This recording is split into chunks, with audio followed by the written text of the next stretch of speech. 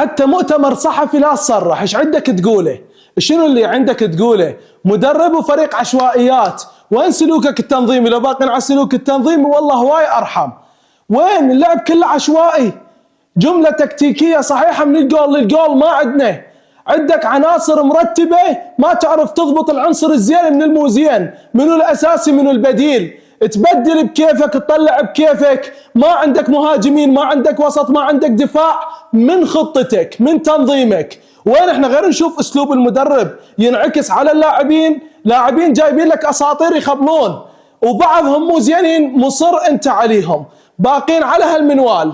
وهسه شنو راح تطلع تصرح؟ والله انصحك لا تصرح ولا تتقرب اصلا للمؤتمر مع التصريح اللي بعد المباراه. شو تصرح؟ ايش عندك بعد؟ قدام فلسطين لحد الدقيقه 80 ما قدرت تحافظ على الجول اللي اجى بالصدفه.